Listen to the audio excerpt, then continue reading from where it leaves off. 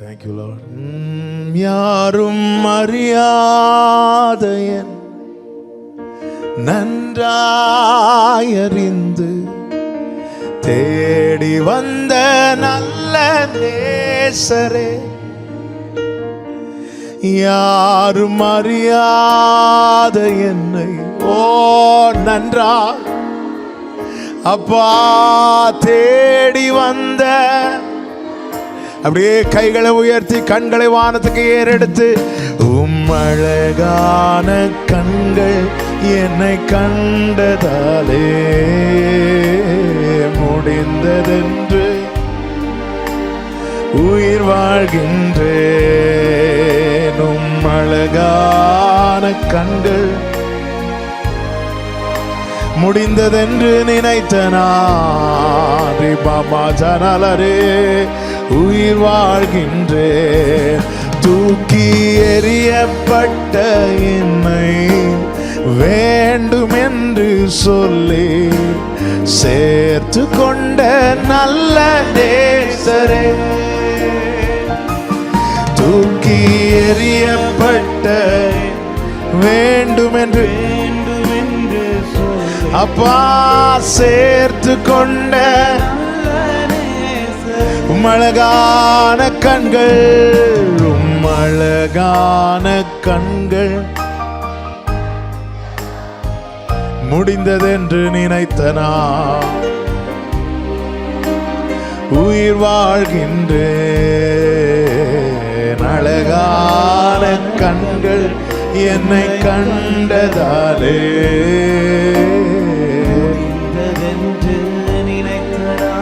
ரெண்டு கைகளை உயர்த்தி, ஒன்றுமில்லாத என்னை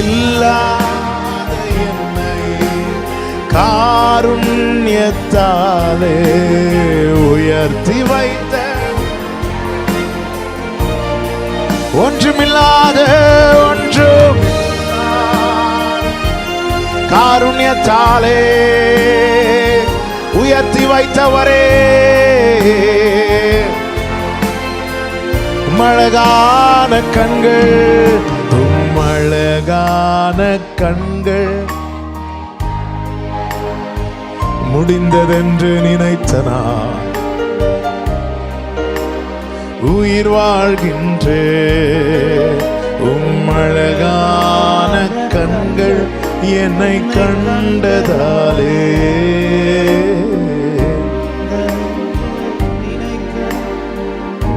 தாழ்த்துகிறோம் அப்பா.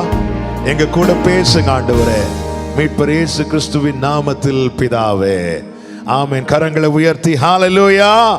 வேதத்தை எடுத்துக்கொள்வோம். 2 தீமோத்தேயு அதனுடைய 4வது அதிகாரம், 2 தீமோத்தேயு 4வது அதிகாரத்தின் 16, 17, 18 வசனங்கள். 294வது பக்கம் புதிய ஏற்பாட்டில் அதனுடைய 16, 17, 18 வசனங்களை வாசிக்க கேட்கலாம். நான் முதல் விசை உத்தரவு சொல்ல நிற்கையில் ஒருவனும் என்னோடு கூட இருக்கவில்லை, எல்லாரும் என்னை கைவிட்டார்கள். அந்த குற்றம் அவர்கள் மேல் சுமராதிருப்பதாக. கர்த்தரோ எனக்கு துணையாக நின்று என்னாலே பிரசங்கம் நிறைவேறுகிறதற்காகவும் புறஜாதியார் எல்லாரும் கேட்கிறதற்காகவும் என்னை பலப்படுத்தினார். சிங்கத்தின் வாயிலிருந்தும் நான் ரட்சிக்கப்பட்டேன். கர்த்தர் எல்லா தீமையினின்றும் என்னை ரட்சித்து தம்முடைய பரமராஜ்யத்தை அடையும்படி காப்பாற்றுவார். அவருக்கு சதா காலங்களிலும் மகிமை உண்டாவதாக. கைகளை உயர்த்தி ஹல்லேலூயா. கடந்த நாளிலே ஒரு இடத்துல ஒரு மீட்டிங்க்கு இந்த பேசும்படி ஆண்டவர் இந்த வார்த்தையை கொடுத்தார். இந்த வார்த்தை ஏற்கனவே ஒரு விஷயம் ஒரு தியான பகுதியில் 2 வருஷத்துக்கு முன்னாடி சபையில் பேசுகிறேன்னு நினைக்கிறேன். ஆனால் இந்த வார்த்தை பேசும்போது இன்னும் ஆண்டவர் பேசிக்கொண்டே இருந்தார். இன்னைக்கு கர்த்தர் இதுதான் பேச போகிறார் என்பதை நான் ஆண்டவர் சமூகத்தில் உறுதிப்படுத்தி கொண்டு உங்கள் மத்தியிலே இந்த வார்த்தைகளை சொல்ல விரும்புகிறேன். நல்ல கவனமாக கேளுங்க.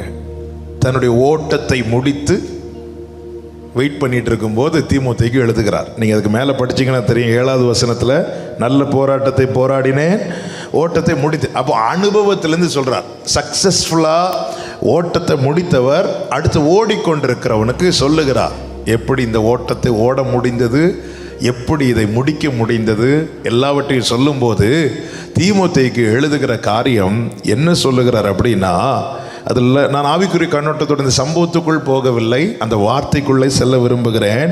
அதனுடைய 16வது வசனம், அந்த வார்த்தைகளை மாத்திரம் கவனியுங்கள். நான் முதல் விசை உத்தரவு சொல்ல நிற்கையில் ஒருவனும் என்னோட கூட இருக்கவில்லை.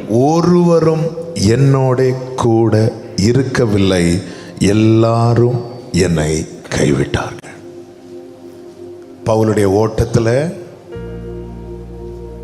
பவுலுடைய தீமோத்தேயுக்கு சொல்லுகிற முதல் காரியம், ஒருவரும் என் கூட இல்லை, எல்லாரும் என்னை கைவிட்டார்கள். அதன் அர்த்தம் என்ன?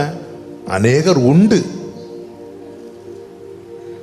யாருமே இல்லைன்னு இல்லை, ஒருவரும் என்னோடு இருக்கவில்லை. எனக்கு யாருமே இல்லைங்கிறது நிலை இல்லை. எல்லாரும் இருக்கிறாங்க, உறவுகள் இருக்கிறாங்க, சொந்தங்கள் இருக்கிறாங்க, சபையார் இருக்கிறாங்க, ஊழியர்கள் இருக்கிறாங்க, எல்லாரும் இருக்கிறாங்க. ஆனால் என்னுடைய ஓட்டத்தில் என்னோடு கூட ஒருவருக்கும் இருக்க முடியவில்லை, எல்லாரும் என்னை கைவிட்டார்கள். நான் அதை அடுத்து சொல்லும்போது உங்களுக்கு இன்னும் புரியும். அடுத்த வார்த்தை 17வது வசனம், கர்த்தரோ எனக்கு துணையாக நின்றார். எப்படி பவுல் இந்த ஓட்டத்தை ஓடி முடிக்க முடிந்தது? எப்படி ஓட முடிந்தது? எப்படி ஓடி முடிக்க முடிந்தது? பவுல் சொல்றார், ஒருவரும் என் கூட இருக்கவில்லை, எல்லாரும் கைவிட்டாங்க. அப்படி இருந்து நான் ஓடி முடித்தேன். காரணம் என்ன தெரியுமா? காரணம் ஒன்னே ஒண்ணுதான், கர்த்தரோ கர்த்தரோ கர்த்தரோ. சொல்லிட்டு சொல்றாரு, கர்த்தர் எனக்கு துணையாய் நின்று, அடுத்த வார்த்தை, என்னாலே பிரசங்கம் நிறைவேறுகிறதற்காகவும் என்னை கர்த்தர் கூட இருந்து பலப்படுத்துகிறார். ஒரு பக்கம் என்ன, இருக்கிறவங்க எல்லாம் விலகுறாங்க. கூட இருக்கிறவங்க விலகும் போது மனதளவுல நம்ம என்ன ஆயிரும், நம்ம சோர்ந்து போயிடுவோம், தளர்ந்துருவோம். அப்போ ஒருத்தர் கூட இருந்து தட்டுறா, ஓடு ஓடு. கர்த்தரோ கூட இருந்து என்னை பலப்படுத்தினார். ஒரு புறம் அவர் பலப்படுத்துகிறார், மறுபுறம் அவர் பாதுகாக்கிறார். எங்கே எப்படி பாதுகாக்கிறார்? சிங்கத்தின் வாயிலிருந்தும் நான் ரட்சிக்கப்பட்டேன். ஒரு புறம் என்னை பலப்படுத்தி ஓட வைக்கிறார், மறுபுறம் நான் என் ஓட்டம் பாதியில முடியாதபடிக்கு என்னை பாதுகாக்கிறார். எப்பொழுதுமே புரிந்து கொள்ளுங்கள், சபைக்கு நான் சொல்லுகிற வார்த்தை, தேவ பிள்ளைகள் நன்றாய் அறிந்திருக்கிற வார்த்தை என்ன, நல்லா புரிஞ்சுக்கோங்க. நமக்கு தேவன் ஒரு ஓட்டத்தை நியமித்து நம்மை ஓட விடும்போது பிசாசானவன் கர்ச்சிக்கிற சிங்கம் போல விழத்தள்ள வகை தேடி சுற்றி கொண்டிருப்பான். அப்படி என்றால் அதை கேட்கும் போதே மாம்சிகமா யோசிக்கும் போது நமக்கு ஒரு பயம் இருக்கும். ஆண்டவரே, இவ்வளோ பிரச்சனை உண்டா? கேட்டுக்கு போகும் வாசல் தான்ப்பா விசாலம், ஜீவனுக்கு போகும் வாசல் நெருக்கம். என்னாண்டவரே இது? அவன் எல்லாரையும் கூப்பிட்டுட்டு நெருக்கம்னு சொல்றீங்க. நீங்க தானே எல்லாரும் கூப்பிட்டுறீங்க, வருத்தப்பட்டு பாரம் சுமக்கிறவங்களே எல்லாரையும் கூப்பிட்டு வச்சுட்டு இப்போ நெருக்கம்னு சொல்றீங்க. அவன் கேட்டுக்கு போகும் வாசல் அதுதான் விசாலமா இருக்கும்பா, ஜீவனுக்கு போகும் வாசல் நெருக்கமா இருக்கும் சொல்லிவிட்டு. அப்போ இவ்வளோ பிரச்சனை இருக்குது ஆண்டவரே இந்த பாதையில். நீ தண்ணீரை கடக்கும் போது நான் உன் கூட இருப்பேன், நீ அக்னியில் நடக்கும்போது, அப்படின்னு என்ன அர்த்தம்? நீ இன்னும் கொஞ்ச நேரத்தில் என்ன கடக்க போற? தண்ணீர். என்ன ஆண்டவரே இது? ஹல்லேலூயா. இது நடுவில் தான் ஒரு தேவ பிள்ளை அறிந்து கொள்ள வேண்டிய 2 பிரதான காரியம். ஒன்று, எனக்கான பாதையை நியமித்தவர், அதில் நான் எப்படி நடக்க வேண்டுமோ அதற்கு ஏற்ற பலனை எனக்கு தர என் கூடவே நிற்பார். என் வலப்பக்கத்தில் எனக்கு நிழலா இருப்பது எனக்கு என்னை பலப்படுது, என்னை என்கரேஜ் பண்ணி. எலியாவை தட்டினார்ல, ஓடு, என்னை பலப்படுத்தினார். எல்லாருமே உறவுகளை எங்க தேடுவோம்னா இந்த இடத்துல தான் தேடுவோம். கடந்த நாளில் ஒருத்தங்க பேசும்போது சொன்னாங்க, ரொம்ப அடிபட்டு நொந்து பேசுறாங்க. பாஸ்டர், நாங்கள் இங்கேருந்து பேசுகிறோம். ஓகே, சொல்லுங்க. யார்கிட்டலாமோ பேசி பார்க்குறேன், எனக்கு அவங்க பிரச்சனை பெருசு. ஸோ அதுலேருந்து ஒரு சொல்யூஷனுக்காக, ஒரு ஆறுதலுக்காக யார்கிட்டலாமோ பேசுகிறேன். ஆறுதலாக ஒரு வார்த்தை கூட எனக்கு சொல்ல மாட்டேங்கிறாங்க. ஒருத்தங்க தளரும் போது அந்த இடத்துல தான் உறவுகளை தேடுவோம். அதாவது நல்லா இருக்கும்போது நமக்கு தேடல் வராது, ஏன்னா நல்லா இருக்கிறோம். தளரும் போது தான், ஒருத்தன் தடுமாறும் போது தான் பக்கத்தில் என்ன இருக்கு, யார் இருக்கிறாங்க பிடித்து தாங்குவதற்காக நம்ம தேடும். அந்த இடத்துல வந்திருந்து திருப்பி நம்ம கூட கொஞ்சம் தளர வைட்டா. அதுதான் பவுல் சொல்லுகிற, ஒருவனும் என் கூட இருக்கவில்லை, எல்லாரும் என்னை கைவிட்டாங்க. இங்கே சொல்லிட்டு சொல்றார், அவர்கள் மேல் அந்த குற்றம் சுமராதிருப்பதாக. நான் இதை ஆவிக்குரிய கண்ணோட்டத்தோடு சொல்லுகிறேன். நல்ல கவனமாக, எல்லாரும் இருப்பாங்க, ஆனா எல்லாருக்கும் எப்பவும் இருக்க முடியாது. இதுதான் விசுவாச ஓட்டத்திலே தேவ பிள்ளை நன்றாய் உள்வாங்க வேண்டிய காரியம். எல்லாரும் இருப்பாங்க, ஆனா எல்லாருக்கும் எப்பவுமே இருக்க முடியாது. எருசலேமில் இருந்தபோது தானியேலும் சாத்ராக் மேஷாக் ஆபேத்நேகோவும் ஒன்றாயிருந்தார்கள். பாபிலோனில் வந்த பிறகும் தானியேல் முதலாவது உயர்த்தப்பட்டான். தானியேலுக்கு ஃப்ரெண்ட்ஸை பிரிஞ்சுட்டு இருக்க முடியாது. ராஜா கிட்ட சொல்லி அவங்களையும் அரண்மனைக்குள்ள கொண்டு வந்து உட்கார வச்சுட்டான். இப்பொழுது 3வது அதிகாரத்தில் சாத்ராக் மேஷாக் ஆபேத்நேகோ அக்கினி சூளையில் தூக்கி போடப்பட்ட போது 4வது ஆளாய் தானியேலுக்கு போய் நிற்க முடியவில்லை. எல்லாரும் இருப்பாங்க, எல்லாருக்கும் எப்பவுமே கூட இருக்க முடியாது. அந்த இடத்துல தான் நேபுகாத்நேச்சர் பார்க்கிறான். நேற்று வரை இவர்களோடு கூட தானியேல் இருந்தான், இவன் தானியேலை விட்டு பிரிச்சாச்சு, அக்கினியில தூக்கி போட்டாச்சு. அந்த இடத்துல தானியேலுக்கு வர முடியாது. மனிதனுக்கு உறவுக்கு ஒரு லிமிட் இருக்கு, அதை தாண்டி. ஆனால் அதையும் தாண்டி ஒருத்தர் அங்கே வந்தார். அவர் தான் எனக்கு துணை நிற்கிறவர். ஹல்லேலூயா, ஹல்லேலூயா. சாத்ராக் மேஷாக் ஆபேத்நேகோ அக்னி சூளையில் இருந்தபோது தானியேலுக்கு வந்து நிற்க முடியவில்லை. தானியேல் சிங்கக்கபியில் இருந்தபோது சாத்ராக் மேஷாக் ஆபேத்நேகோவுக்கு வந்து நிற்க முடியவில்லை. ஆனால் தேவன் வந்து நின்றார். நம்முடைய ஓட்டத்தில் அநேகர் இருப்பார்கள், ஒவ்வொரு கட்டத்தில் ஒவ்வொருத்தர் இருப்பாங்க, ஆனா எல்லாரும் கடைசி வரை இருக்க மாட்டாங்க. இதை அறியவில்லை என்றால் நாம் தளர்ந்து விடுவோம். ஹல்லேலூயா. இந்த அறிவு நமக்கு முதல்ல ஓட ஆரம்பிச்சிட்டோம். இந்த அறிவு இல்லைன்னா நம்ம தளர்ந்துருவோம். அதுதான் தீமோத்தேயுக்கு, வாலிபனுக்கு, துடிப்பா செயல்படுகிற உண்மையுள்ள ஊழியக்காரன் நாம் தீமோத்தேயுக்கு சொல்றாரு, ஏய் ஒண்ணு மட்டும் புரிஞ்சுக்கோ, அவங்க இருக்கிறாங்க இவங்க இருக்கிறான்னு சொல்லிட்டு அதை நம்பி ஓடிராத. எல்லாரும் இருந்தாங்க எனக்கு, ஆனா என் ஓட்டத்துல ஒருத்தர் என் கூட இருக்கல. ஏன்னா பவுல் பட்ட வேதனை வேற. பவுல் குதிரையில பயணிக்கும் போது எத்தனை பேர் கூட இருந்தாங்க தெரியுமா? அதே பவுல் தடுமாறி எழும்பின போது 2 பேர் கைத்தாங்கு கொடுத்து எழுப்புனாங்க. அதுக்கப்புறத்துல இருந்து பவுல் சொல்றாரு, வர்றாங்க போறாங்க, வர்றாங்க போறாங்க. ஆனா எனக்கு ஒண்ணு தெரியும், நான் ஓட்டத்தை ஓடி முடிச்சிட்டேன்.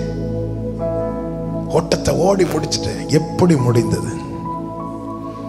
ஹல்லேலூயா. என் ஓட்டத்தில் நான் தனிமையில்லை, நேசித்தவர் என்னை வெறுக்கவில்லை. ஓட்டத்தில் நான் தனிமையில்லை, ஆமென். நேசித்தவர் என்னை வெறுக்கவில்லை. தகப்பன் வீட்டில் கொண்டு சேர்த்திடுவார். பாடுங்க. தகப்பன் வீட்டில் கொண்டு சேர்த்திடுவார். ஆமென். நம்புவே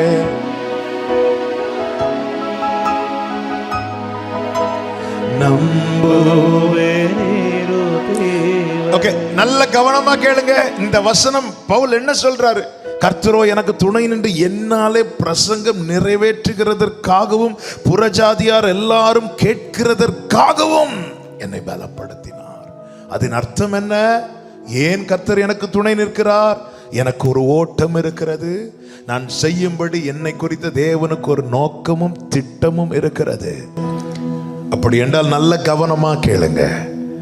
ஆமென். விசுவாச ஓட்டத்திலே ஓடிக்கொண்டிருக்கிற தேவ பிள்ளைகளே, தேவன் கூட இருப்பது பாதுகாக்கிறதுக்கு மட்டும் கிடையாது. ஆமென். நம்மை குறித்த தேவ திட்டத்தை நிறைவேற்ற. பவுல் இதை நீ செய்யணும், எனக்கு முடியல, அப்போதான் அவர் என்னை பலப்படுத்தினார். எப்படி பலப்படுத்தினார்? அதுதான் கொஞ்சம் முன்னாடி நீங்க கேட்டீங்க, உன் பலவீனத்தில் என் பலன் பூரணமாய் விளங்கும், என் கிருபை உனக்கு போதும். அப்போ பவுல் தளரும் போது பக்கத்துல இருந்து என்ன சத்தம் கேட்கும்? கிருபை போதும். ஆண்டவரே பேதுரு கூட இல்ல, கிருபை இருக்கு ஓடு. ஆண்டவரே யோவான் கூட இல்ல, ஆண்டவரே கிருபை போதும் ஓடு. அவங்க டியூட்டி வேற, அவங்களுக்கு போட்ட ட்ராக் வேற. ஆண்டவரே நான் அவங்க கூட எல்லாம் சேர்ந்து இருக்கலாம் நினைச்சேன், ஆண்டவர் அவங்க ட்ராக் வேற. ஆண்டவர் இங்க நான் மட்டும் நிக்கிறேன், ஆண்டவரே என் கிருபை உனக்கு போதும். கர்த்தரோ என்னை பலப்படுத்தினார், எனக்கு ஒரு பாதையை நியமிக்கிறார், அந்த பாதையிலே செல்ல என்னை பலப்படுத்துகிறார். அந்த பாதையில் செல்ல விடாதபடிக்கு எனக்கு தடையாய் சத்துரு கர்ச்சிக்கிற சிங்கம் போல வந்தாலும் சிங்கத்தின் வாய்க்கு தேவன் என்னை தப்புவிக்கிறார். இந்த 16, 17 சொல்லிவிட்டு 18 சொல்றாரு, எல்லா தீங்குக்கும் என்னை ரட்சிப்பார். இன்னைக்கு வர தப்பு வைத்தது யாரோ அவர் தான் தப்பு வைப்பார். எது வரைக்கும் தப்பு வைப்பார்? பரம ராஜ்யத்தை நான் அடையும் வரைக்கும் கர்த்தர் என்னை காப்பாற்றுவார். கரங்களை தட்டி ஆண்டவருக்கு மகிமை. ஆமென். எனக்கான ஓட்டத்தை நான் ஓடி முடிக்கும் வரைக்கும், அது சிங்கமாகட்டும், கரடியாகட்டும், கோலியாத் ஆகட்டும், எதுவாகட்டும், அந்த என்னுடைய அந்த ஓட்டத்தின் முடிவில் நான் கால் எடுத்து வைக்க மட்டும். ஓட்டத்தின் முடிவில் கால் எடுத்து வச்சாலே அடுத்து எங்க தான் கால் எடுத்து வைப்போம்? அப்பா வீட்டில். ஹல்லேலூயா. அப்பா உள்ள வீட்டில் சந்தோஷம் உண்டு, ஆனந்தத்தின் பரிபூர்ணதை உண்டு, ஆத்மாவில் உயரும் ஆராதனா உண்டு, ஆஸ்வாச கீதம் உண்டு, உல்லாச கோஷம் உண்டு. ஆமென். பாடினா பாடிட்டே இருக்கலாம். ஹல்லேலூயா. இந்த ஓட்டத்தில் கால் எடுத்து வச்சு அடுத்து வைக்கிறது அப்பா வீட்டில். எந்த தைரியம் தான், இந்த நம்பிக்கை தான், இந்த விசுவாச நல்ல போராட்டத்தை போராட முடிந்தது. விசுவாசத்தை காத்துக்கொண்டேன். கர்த்தரோ நல்ல கவனமா கேளுங்க. இங்க என்ன சொல்லப்பட்டிருக்கிற இந்த வசனத்தினுடைய இன்னும் புரியும்படியா சொல்லணும்னா, பலப்படுத்தினார், பலப்படுத்துவார், துணை நின்றார், துணை நிற்பார், காப்பாற்றினார், காப்பாற்றுவார். ஆமென். ஆமென். இதுதான் பவுல் சொல்லுகிறார். என்னை ஓடி முடித்தவர், வாழ்க்கையில சக்சஸ்ஃபுல்லா தன்னுடைய ரேஸ முடித்தவர், ஓடிக்கொண்டிருக்கிறவனுக்கு சொல்லுகிற வார்த்தை. எப்படி இதை ஓடி முடிக்க முடியும்? பலப்படுத்தினவர் இந்த ஓட்டத்தை ஓடி முடிக்க மட்டும் பலப்படுத்துவார். என்னென்ன என்னை கொண்டு செய்யணுமோ அதை என்னை பலப்படுத்தி செய்ய வைப்பார். எனவேதான் நான் என் சுயத்தை சார்ந்திருப்பேன். ஆனால் நான் என்ன செய்வேன் என்றால், ஆண்டவர் இது எனக்கு முடியும், இது எனக்கு முடியாதுன்னு சொல்லிட்டு தேவ சித்தத்தில் நிறைய காரியங்களை நான் ஒதுக்கி வச்சிருவேன். எனக்கு இது முடியாது. ஏன் அப்படி சொல்றேன்? என்னுடைய திராணியை நான் பார்க்கிறேன், என்னால இது முடியாது. அப்போ தேவன் நம்மை குறித்து பெரிய திட்டத்தை வைத்திருக்கிறார். கோலியாத்தை வீழ்த்துவது தேவ திட்டமா இருக்க என்னால் முடியாது என்று நான் ஒதுங்குவேன். ஆனால் அந்த இடத்துல வேற ஆளை வச்சு கர்த்தர் செய்வார். ஆனால் என்னை குறித்த தேவ திட்டத்தை அங்கே நான் செய்யாமல் போகிறேன். என்னை குறித்த தேவ திட்டத்தை அங்கே நான் செய்யாமல் போகிறேன். ஒரு ஓட்டத்தை ஓடி முடிப்பது என்பது என்ன? கொடுக்கப்பட்ட காலம் வரை வாழ்ந்து முடிப்பதா? இல்லை, செய்யும்படி தேவன் சொன்ன காரியத்தை செய்து முடிப்பது. எனக்கு கொடுக்கப்பட்ட காலத்துக்குள்ளே நான் நிறைவேற்றும்படி, நான் செய்யும்படி எனக்கு தேவன் சொன்ன காரியத்தை செய்து முடிப்பது. அதை குறித்து சண்டே பேசலாம். ஆமென். அதுதான் ஓட்டத்தை ஓடி முடித்தேன், விசுவாசத்தை காத்துக்கொண்டேன். கொரிந்தியருக்கு சொல்லும் போது சொல்ற, நான் எல்லாரை விட அதிகமாக பிரயாசப்பட்டேன், ஆகிலும் நான் அல்ல, எனக்குள்ள இருக்கிற தேவ கிருபையே. அப்போ தேவன் இந்த பலப்படுத்தி ஓட வைக்கிறார்னா என்ன அர்த்தம்? பலப்படுத்தி என்ன பவுல் சொல்றார், என்னுடைய அபிஷேகம் என்ன, என்னுடைய ஊழியம் என்ன? புறஜாதிகளுக்கு சுவிசேஷத்தை பிரசங்கிக்கணும். தேவன் பலப்படுத்தி என்ன செய்ய வைக்கிறார்? அந்த ஊழியத்தை செய்ய வைக்கிறார். அதுதான் ஓட வைக்கிறார். நமக்கு தேவன் ஒரு திட்டத்தையும் அழைப்பையும் வைத்துதான் தேவன் நடத்துகிறார். சும்மா ஏதோ ஆண்டவர் இத்தனை வருஷம் வாழணும், வாழ்ந்து முடிச்சதும் ஓட்டத்தை ஓடினேன், முடித்தேன், விசுவாசத்தை காத்துக்கொண்டேன், அப்படி கிடையாது. எனக்கு கொடுக்கப்பட்ட காலத்துக்குள்ளே நான் நிறைவேற்றும்படி எனக்கு கொடுத்த காரியங்களை நான் செய்து முடிப்பதுதான் எனக்கு நான் சொல்ல முடியும், நான் ஓட்டத்தை முடித்தேன். Thank you holy spirit. என்னை கேட்குற ஒவ்வொருவருக்கும் சொல்லுகிறேன், நம்முடைய வாழ்க்கை பயணத்தில் எல்லாருக்குமே எப்பவுமே வர முடியாது. ஒவ்வொருத்தருக்கும் ஒரு ரோல் வச்சிருப்பாங்க. ஆரம்பமும் முடிவும் இயேசு கிறிஸ்து மட்டும்தான். எனவேதான் விசுவாச ஓட்டத்தில் ஓடுகிறவர்களுக்கு வேதம் சொல்லுகிற ஆலோசனை, விசுவாசத்தை துவக்குகிறவரும் அதை முடிக்கிறவருமாய் இருக்கிற இயேசுவை நோக்கி. விசுவாச வீரர்களின் பட்டியல் ஆபேல் முதல் ஒவ்வொருவருடைய பேரா எழுதப்பட்டு அதன் முடிவிலே 11 முடிச்சிட்டு 12 ஆரம்பிக்கும் போது, ஆகையால் மேகம் போன்ற இத்தனை திரளான சாட்சிகள் சூழ்ந்திருக்க, பாவமான யாவை நம்மை சுற்றி நெருங்கி நிற்கிற, பாரமான யாவை நம்மை சுற்றி நெருங்கி நிற்கிற பாவத்தையும் தள்ளிவிட்டு விசுவாசத்தை துவக்குகிறவரும் அதை முடிக்கிறவருமா இருக்கிற இயேசுவை நோக்கி. ஆபேலையும் பார்த்துடாத, ஏனோக்கையும் பார்த்துடாத, நோவாவையும் பார்த்துடாத, ஆபிரகாமையும் பார்த்துடாத, யாரையும் பார்த்துடாத. ஓட்ட ஆரம்பித்தது கிறிஸ்து, அதை முடிக்கிறது அவர் தான். ஏன்னா யாருக்குமே எப்பவுமே கூட இருக்க முடியாது. அல்லேலூயா. ஆபிரகாம் ஈசாக்கோடு ஈசாக்கின் கடைசி வரை இருக்கவில்லை, ஆபிரகாமின் கடைசி வரை இருந்தான். ஈசாக்கு யாக்கோபோடு யாக்கோபின் கடைசி வரை இருக்கவில்லை, தன்னுடைய கடைசி வரை இருந்தான். அதன் அர்த்தம் என்ன? தன்னால் முடிய மட்டும் இருப்பார்கள். இதுதான் உலகம், இதுதான் உலக உறவுகள். யாராக இருந்தாலும் சரிதான், தங்களால் முடிய மட்டும் தங்கள் பிள்ளைகளோடு உறவுகளோடு இருப்பாங்க. அதுக்கப்புறம் பாதியில் முடிய வேண்டியதுதான். நம்முடைய வாழ்க்கையை கடந்து திரும்பி பார்த்தால் எத்தனையோ பேர் நமக்கு இல்லை தூரம் போயிருப்பாங்க. அடுத்தடுத்த கட்டத்தில் நம்ம கால் எடுத்து வைத்து கொண்டே இருக்கிறோம்.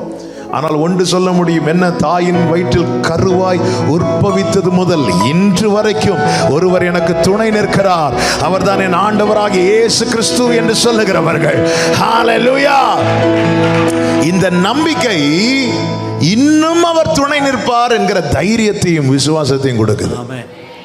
சிங்கத்தின் வாயிலிருந்து என்னை நான் தப்புவிக்கப்பட்டேன், அவர் எல்லா தீமையினின்றும் என்னை காத்து பரம ராஜ்யத்தை அடையும்படி காப்பாற்றுவார். ஆண்டவர் சமூகத்திலிருந்து வேதத்தை தியானிக்கும் போது ஆண்டவர் இடைப்படுவார், பேசுவார். அதில் என்னை ரொம்ப பலப்படுத்தி பேசின ஒரு வார்த்தை என்ன தெரியுமா?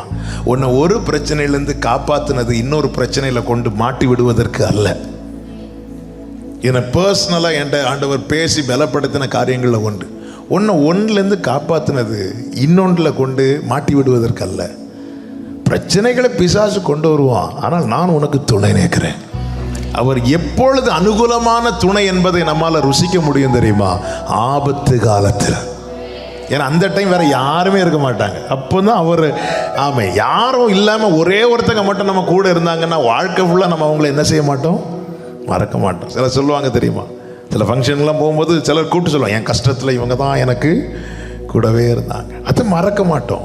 ஆபத்தில் அனுகூலமான அந்த இடத்துல அவர் துணையா இருக்கிறதே நமக்கு பெருசு. ஆனால் எப்படி இருப்பாராம்? அனுகூலமான துணையா இருப்பாராம். கர்த்தருடைய நாமத்துக்கு மகிமை உண்டாவதாக. ஆமென். தேவன் நம்மோடு இருந்து நம்மை விடுவித்து நம்மை பலப்படுத்தி நமக்கான ஓட்டத்தை ஓடி முடிக்க வைக்கிறார். மனசுல ஒன்றை எழுதிருங்க, இன்னைக்கு சூழ்ந்து இருக்கலாம், ஆனா என்னைக்குமே கூட இருக்கிறது கர்த்தர் மட்டும்தான். என்னைக்குமே கூட இருக்கிறது கர்த்தர் மட்டும்தான். யோசேப்புடைய வாழ்க்கையை பார்க்கும்போது தெரியும். ஆமென். யோசேப்புக்கு மேல தேவ திட்டம் இருந்தது. ஆதியாகமம் 37:5 வாசிங்க. ஆதியாகமம் 37வது அதிகாரம் 5வது வசனம். யோசேப்பு ஒரு சொப்பனம் கண்டார். யோசேப்புக்கு அந்த காரியத்தை சொப்பனத்தின் மூலமாய் தேவன் வெளிப்படுத்துகிறார். யோசேப்புக்கு மேல தேவனுடைய திட்டம் இருந்தது. அந்த திட்டத்தை சொப்பனத்தின் மூலமாய் தேவன் என்ன செய்கிறார்? வெளிப்படுத்துகிறார். அந்த திட்டம் என்ன? ஆதியாகமம் 45:5 சொல்லப்பட்டிருக்கிறது, ஜீவரட்சணை செய்யும்படிக்கு தேவன் என்னை அனுப்பினார். இப்போ யோசேப்புக்கு மேல தேவ திட்டம் இருக்கிறது. தேவ திட்டத்தை வைத்துவிட்டு தேவன் என்ன செய்கிறார்? 39:2 வாசியுங்கள். ஆதியாகமம் 39:2. யோசேப்போடு இருந்தார். ஆமென். தேவ திட்டத்தை வைத்துவிட்டு, தேவன் தம்முடைய வாக்குத்தத்தத்தை ஒருவர் மேல் வைத்துவிட்டு, தம்முடைய திட்டத்தை வைத்துவிட்டு அவர் என்ன செய்கிறாராம்? அவர் யோசேப்போடே இருந்தார். ஆமென். தேவன் நம்மை குறித்து ஒரு வாக்குத்தத்தம் தந்துவிட்டு தம்முடைய திட்டத்தை தான் தேவன் வார்த்தையா தருகிறார். அவருடைய பிளான், அவருடைய சித்தம், அதை தான் தேவன் தரிசனத்தின் மூலம், அன்னைக்கெல்லாம் தரிசனத்தின் மூலம் காட்டினாங்க. ஆபிரகாமுக்கு வார்த்தையின் மூலமாய் கொடுத்தார், வார்த்தையின் மூலமாய். ஹல்லேலூயா. ஆமென். விசுவாசத்தில் பலப்பட பலப்பட ஆண்டவர் தரிசனத்தை குறைச்சிட்டு வார்த்தையை கூட்டுவார். ஆமென். ஹல்லேலூயா. விசுவாசத்தில் வீக்காக இருக்கிறவங்களுக்கு தான் தரிசனத்தை கொடுத்து அவங்கள பலப்படுத்துவார். யார் யாருக்கு என்ன காட்டணுமோ எப்படி செய்யணுமோ அப்படி அவர் செய்வார். ஆமென். ஆமென். கோதுமைக்கு முன் பதர் எம்மாத்திரம். ஹல்லேலூயா. கோதுமை என்ன தெரியுமா? வார்த்தை. வார்த்தை வந்ததுக்கு அப்புறம் எனக்கு தரிசனம் பார்த்தா தான் நம்புவேன்னு சொன்னால் ஆண்டவர் கோவம் வந்துடும் இல்லை? இயேசு கிறிஸ்து வந்ததுக்கு அப்புறம் வானத்தில் ஒரு அடையாளத்தை காட்டுங்கன்னு கேட்டதும் ஆண்டவர் உடனே காட்டினாரா? கோவப்பட்டார்ல. ஏன்னா வார்த்தை வந்தாச்சுல்ல. வார்த்தை வந்ததுக்கு அப்புறம் எனக்கு இனி ஒரு தரிசனம் பார்த்தாதான் அப்படின்னு ஆண்டவர் கோவம் வந்துடும். தேவன் நம்மை விசுவாசத்தில் பழக்குவிக்க விரும்புகிறார். ஆமென். எரேமியாவில் இருக்குன்னு நினைக்கிறேன். கோதுமைக்கு முன் பதர் எம்மாத்திரம். கோதுமை தான் வார்த்தை. தரிசனம் காண்கிறவன் தரிசனம் சொல்லுகிறான். ஆனால் வார்த்தை வந்ததுக்கு அப்புறம் தரிசனத்தை பார்த்துட்டு இருக்க கூடாது. அப்போ தேவன் நம்மை வார்த்தையினாலே பழக்க வைக்கிறாருன்னா நம்மை அடுத்த லெவல்ல கொண்டு போக போறாருன்னு அர்த்தம். தரிசனம் பார்க்க கூடாதுன்னு சொல்லல, தரிசனம் காணணும். அது தேவனுடைய கிருபை. ஆவியானவர் ஊற்றப்படும் போது வாலிபர்கள் என்ன காண்பார்கள்? தரிசனம் காண்பார்கள். ஆனால் தேவன் நம்மை பழக்க வைக்கிறதுன்னு இருக்கு, பழக்க வைக்கிறதுன்னு இருக்கு. தோமாட்ட என்ன சொன்னார்? கண்டு விசுவாசிக்கிறதல்ல, காணாமல் விசுவாசிக்கிறவன். காணாம விசுவாசிக்க என்ன செய்யணும்? அதுக்கு தான் தேவன் ஏற்கனவே பேசினார். என்ன? நான் உயிர் தழுவேன், நான் உயிர் தழுவேன். காணாமல் விசுவாசிக்கிறதுக்கு தான் கேட்க பண்ணுகிறார். வார்த்தை கேட்க அவர் பேசுறாரு. அடுத்து தூதர்கள் பேசுறாங்க. அவர் இங்கே இல்லை, அவர் தாம் சொன்னபடி உயிர். தூதர்கள் பேசுறாங்க. அதுக்கப்புறமா ஸ்திரீகள் வந்து பார்த்துட்டு சொன்னாங்க அவர் அங்கே இல்லை, சொன்னபடி உயிர் தெழுந்தார்னு. அதுக்கப்புறமா பேதுரு யோவானும் பார்த்துட்டு வந்து சொல்றாங்க. இவ்வளவும் சொன்னதுக்கு அப்புறம் தலைவர் நம்பல. யாரு? தோமா நம்பல. நான் பார்த்தாதான். ஆண்டவர் வந்து காட்டினார். காட்டிட்டு என்ன சொன்னார்னா, இது அல்லப்பா விசுவாசம், இது அல்ல, இப்படி இல்லை. நீ பாக்கியவானா இருக்கணும்னா இதுக்கு அடுத்த லெவல் இருக்கு. என்ன ஆண்டவரே, நான் இதுதான் பெரிய லெவல் நினைச்சிட்டு இருந்தேன். இல்லப்பா, நீ கேட்க கேட்க உன் விசுவாச கண்ணு ஓப்பன் ஆகும். ஆமே, நீ அப்படியே அதை பார்ப்ப. ஹல்லேலூயா.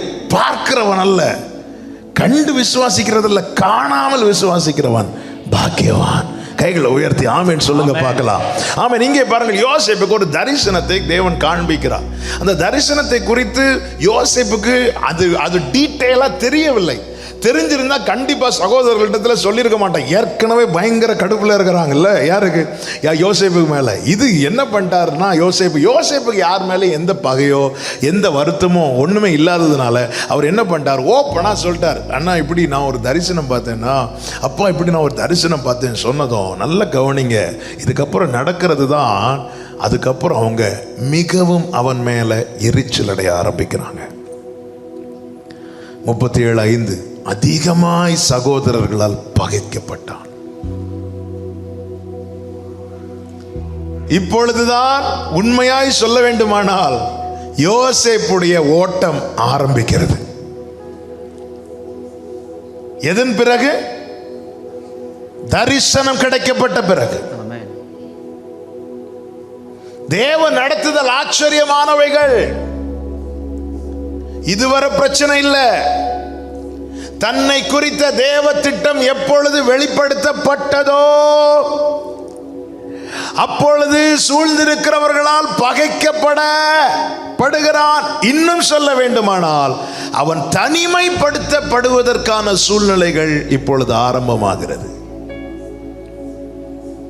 தேவ திட்டம் தன்னை குறித்து தேவன் வெளிப்படுத்துகிறார், சொப்பனத்தின் மூலமாய் வெளிப்படுத்துகிறார். ஆமென். சகோதரர்கள் அவனை அதிகமாய் பகைக்க ஆரம்பிக்கிறாங்க. சூழ்நிலைகள் எல்லாம் பிரதிகூலமாகிறது. எதற்காக நான் இந்த சம்பவத்தை எடுத்து சொல்லுகிறேன் என்றால், ஒன்றை புரிந்து கொள்ளுங்கள். திட்டம் பெரிதா இருக்கிறது, எனவே எல்லாரும் எனக்கு ஃபேவரா இருப்பாங்க நான் ஒரு நாள் நினைக்க கூடாது. அடுத்து எல்லாரும் எனக்கு அகைன்ஸ்டா இருக்கிறதுனால இந்த காரியத்தை இப்போ என்னால செய்ய முடியாதுன்னு நான் நினைக்க கூடாது. காரணம், திட்டம் தருகிறது தேவனானால் அதை நிறைவேற்றவும் அவருடைய கரத்தினாலே ஆகும். வார்த்தை தந்தது தேவனானால். இப்பொழுது சகோதரர்கள் ஆடு மேய்க்க போறாங்க. யோசேப்பு அவனுடைய தகப்பன் வந்து அனுப்பி விடுறார், நீ போய் சகோதரர்களை பார்த்துட்டு வான். யோசேப்பு நேராக போகிற இடத்துல சகோதரர்கள் என்ன செய்யலை, அங்கே இல்லை. அப்படிதான் இருக்கு. அவங்க போய் தேடுறாங்க, அங்கே இல்லை. 14வது வசனத்தை வாசிங்க. அப்பொழுது அவன், நீ போய் உன் சகோதரருடைய சேமம் எப்படி என்றும் ஆடுகள் எப்படி இருக்கிறது என்றும் பார்த்து எனக்கு மறு செய்தி கொண்டு வா என்று அவனுக்கு சொல்லி எப்ரோன் பள்ளத்தாக்கில இருந்து அவனை அனுப்பினான். அந்தபடியே 13வது வசனத்துல இருக்கு, இஸ்ரவேல் யாக்கோபு யோசேப்பை அழைத்து சொல்ல, நீ சீகேமுக்கு போ அப்படின்னு. அப்போ அப்பா சொல்றதை செய்யணும். அவனும் அதே போல சீகேமுக்கு போனான். அங்க போனா வாசிங்க. சீகேமுக்கு போனான். அப்பொழுது ஒரு மனிதன் அவன் வெளியிலே வழி தப்பி திரிகிறதை கண்டு, என்ன தேடுகிறாய் என்று அவனை கேட்டார். அதற்கு அவன், என் சகோதரரை தேடுகிறேன். அவர்கள் எங்கே ஆடு மேய்க்கிறார்கள்? ஆடு மேய்க்கிறார்கள் சொல்லும் என்றார். அந்த மனிதன், அந்தபடி அவர்கள் இவ்விடத்திலிருந்து போய்விட்டார்கள், தோத்தானுக்கு போவோம் என்று அவர்கள் சொல்ல கேட்டேன் என்றான். நல்ல கவனிங்க, இவனுக்கு ஒரு பெரிய மரண கண்ணி எஸ்கேப் ஆகுது. யோசேப்புக்கு சகோதரர்கள் ஏற்கனவே அவ்வளவு எரிச்சல் இருக்கிறாங்க. யோசேப்புக்கு ஒரு பெரிய மரண கண்ணி எஸ்கேப் ஆகுது. இல்ல, கண்ணி தெரித்ததுனா தப்பினோம். அப்பா என்ன ஒரு இடத்துக்கு அனுப்புனாங்க, போய் பார்த்தேன், அங்க இல்லை. யோசேப்பு திரும்பி போயிருக்கலாம், திரும்பி போய் அப்பா கிட்ட சொல்லியிருக்கலாம், அப்பா நான் போனேன்ப்பா அங்கே இல்லைப்பா, வேற எங்கேயோ போயிட்டாங்கன்னு சொன்னாங்க. சரிப்பா வந்து உட்காரு அப்படி சொல்லியிருப்பார். ஆனால் யோசேப்பு பாருங்க, அந்த வழியை இவன் தேடுறான், சொன்ன இடத்துல தேடுறான். தேடிட்டு இருக்கும்போது காணல. அவன் திருப்பியும் சகோதரர்களை அந்த தோத்தானுங்கிற இடத்துக்கு போய் தேட காரணம் என்ன, அந்த வழியா ஒருத்தன் வரான். அவன் காதுல அவர்கள் சகோதரர்கள் பேசினது விழுந்திருக்கிறது. அதை கேட்டு சொல்றான், ஏப்பா இப்படி கொஞ்சம் பேர் 10 பேர் மேய்ச்சிட்டு இருந்தாங்க, அவங்க இந்த இடத்துக்கு போறாங்கன்னு சொன்னாங்க, அதனால அங்க போயிருப்பாங்கன்னு சொன்னதும் இவன் போறான். அவன் மட்டும் வரலைனாலும் இவன் போயிருக்க மாட்டான்.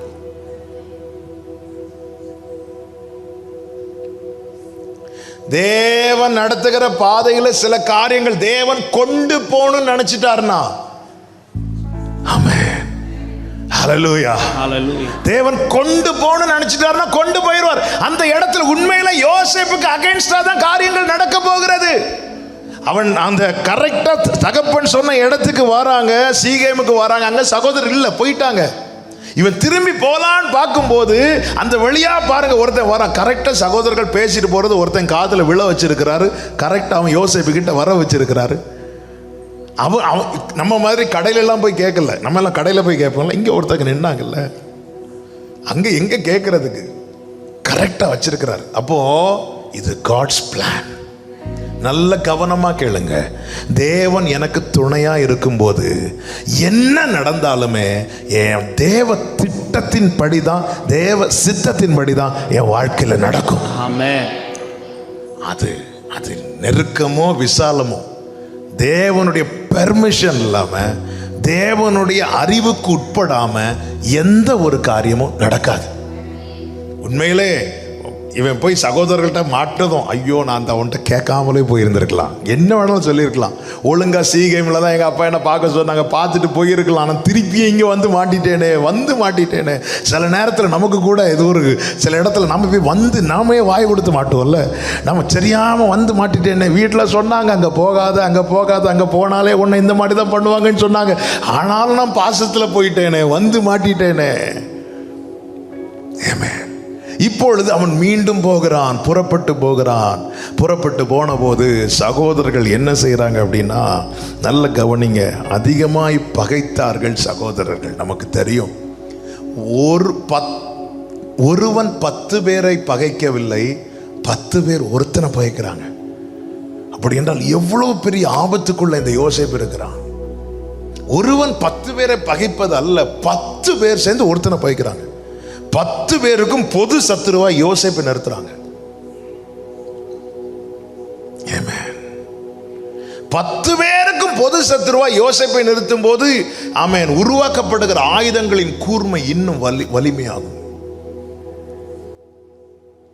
பவுல் சொல்றாரு, நான் எப்பக்கத்திலும் நெருக்கப்பட்டேன், என்னை சூழ்ந்திருக்கிறவர்களுக்கு நான் அந்நியனான பொது சத்துருவாய் நிறுத்திட்டாங்க. அதனாலதான் நான் எப்பக்கத்தில் நெருக்கப்பட்டேன். எப்படியெல்லாம் டார்ச்சர் கொடுக்க முடியுமோ சத்துருவானவன் அப்படியெல்லாம் டார்ச்சர் கொடுக்கிறான். ஆனால் நான் நொறுங்கி ஒடுங்கி போக அவர் விடவில்லை. காரணம் பொக்கிஷம் எனக்குள்ள இருக்கிறது. 10 பேருடைய பொது சத்துருவாய் யோசேப்பு மாறுகிறான். காரணம் என்ன? காரணம் ஒண்ணுதான், தேவ சித்தம் மேல இருக்கு. முகாந்திரம் இல்லாமல் உங்களை பகைக்கிறார்களா, உங்களை ஒடுக்குகிறார்களா? ஆமென். தேவ திட்டத்தை அறிந்து கொள். உன்னை குறித்த தேவ நோக்கம் பெரியது. சாதாரண மாணவர்களோடு போராட சாத்தானுக்கு நேரம் இல்லை. சாதாரண மாணவர்களோடு போராட சாத்தானுக்கு நேரம் இல்லை. காரணம், அவனுக்கு பைபிள் தெரியும். அவனுக்கு கொஞ்ச காலம்தான் உண்டு என்பதை அவன் அறிந்திருக்கிறான். நாமே பூமி எதிர்ச்சி கொள்ளை நோயெல்லாம் பார்க்கும்போது நாமே கர்த்தருடைய வருகை சமீபமா இருக்குன்னு சொல்றோமே. வசனத்தை விசுவாசித்து நடுங்குகிறவன் யாரு? இந்த சாத்தான். அவனுக்கு தெரியாதா தனக்கு காலம் கொஞ்சம் தான் இருக்கிறதுன்னு? அப்படி தெரிஞ்சு அவன் அந்த திருவிழா கடையில் என்ன ராட் விளையாடிட்டா இருப்பான். அந்த திருவிழா கடையில் இந்த பஞ்சு மிட்டாயெல்லாம் சாப்பிட்டுட்டு அப்படி விளையாடிட்டா இருப்பான். நான் எதுக்கு சொல்ல, சாதாரண மாணவர்கள் அவன் தொடமாட்டான். விழுந்தவர்களை அவன் திரும்பி பார்க்க மாட்டான். நிக்கிறவனை ஓடுறவனை தான் கண் வைப்பான். உன் மேல போராட்டம் அதிகரிக்கிறது என்றாலே புரிந்துகொள், நீ தேவ திட்டத்தை நிறைவேற்றும்படி அழைக்கப்பட்டவள். ஆமீன் சொல்லுங்க பார்க்கலாம். நல்ல கவனமா கேளுங்க. உங்களுடைய வேல்யூவை நீங்க புரிஞ்சுக்கணும். ஏன் நான் எப்பக்கும் நெருக்கப்படுறேன்? ஏன் எல்லாரும் எனக்கு அகைன்ஸ்டா மாறுறாங்க? ஏன் என் கூட யாரும் இருக்க மாட்டேங்கிறாங்க? ஏன் ஆண்டவரே? யோசேப்பு யாருக்கு எந்த தீங்கு செய்தான்? சகோதரர்களுடைய சாப்பாடை பிடுங்க வரல, சகோதரர்களுக்கு சாப்பாடு கொண்டு வந்தான். அவன் நன்மைக்கு பதில் தீமை செய்தார்கள். நன்மைக்கு பதில் தீமை செய்தார்கள். நன்மைக்கு பதில் தீமை செய்வார்கள். ஹல்லேலூயா. ஒரு தேவ பிள்ளையை தளர பண்றதுக்கு பிசாசானவன் எப்படியெல்லாம் யூஸ் பண்ண, யாரை எப்படியெல்லாம் யூஸ் பண்ணணும் அப்படியெல்லாம் யூஸ் பண்ண கை வைப்பான். நன்மைக்கு பதில் தீமை. தீமைக்கு தீமை செய்யறத கூட சகிக்கலாம். நான் அடிச்சேன், அவன் அடிச்சான். நான் இப்படி பேசினேன், அவங்க இப்படி பேசினாங்க. நான் அப்படி பார்த்தேன், அவங்க இப்படி பார்த்தாங்க. அது கூட ஓகே, நான் அப்படி பார்த்தனால இப்படி பார்த்தாங்க. ஆனா நான் சாப்பாடு கொடுக்கிறேன், அவங்க என்ன அடிக்கிறாங்க. அவங்க தளர்ந்துடக்கூடாதுன்னு நான் சாப்பாடு கொடுக்கிறேன், என் தரிசனம் நிறைவேறக்கூடாதுன்னு சொல்லி என்னை தூக்கி போட்டுறாங்க, என்னை கொல்ல பார்க்குறாங்க. அவங்க சாப்பாடு இல்லாமல் செத்துடக்கூடாதுன்னு நான் அவங்கள வாழ நினைக்கிறேன், அவங்க வாழ வைக்கணும்னு நினைக்கிறேன். ஆனால் அவங்க நான் சாகணும்னு நினைக்கிறாங்க. நன்மைக்கு பதில் தீமை ஒருவனுடைய ஓட்டத்தை தளர பண்ணும். பைபிள் சொல்லுது, கர்த்தர் யோசேப்போடு இருந்தார். என்னால் சில காரியங்களை புரியவே முடியல. ஆமாம், இவனை தூக்கி இல்லை, நம்ம ஸ்டெப் பை ஸ்டெப்பாக நேரம் போயிட்டு ஏமேன். இப்போ பாருங்க, தேவன் கூட இருப்பதின் அடையாளம் என்ன? இவ்வளவு பிளான் பண்றாங்களே, எதிரான திட்டம் தீட்டுறாங்களே, கூட இருக்கிறீங்களே ஆண்டவரே. இப்போ யோசேப்பு கிட்ட நெருங்கி வரும்போது அவர்கள் திட்டம் போடுகிறார்கள். அவர்களுடைய திட்டம் என்ன? 18வது வசனம். அவர்கள் அவரை தூரத்தில் வர கண்டு தங்களுக்கு சமீபமாய் வரும் முன்னே அவனை கொலை செய்யும்படி சதி யோசனை பண்ணி. அவங்களுடைய பிளான் என்ன? கொலை செய்ய, கொன்றணும்.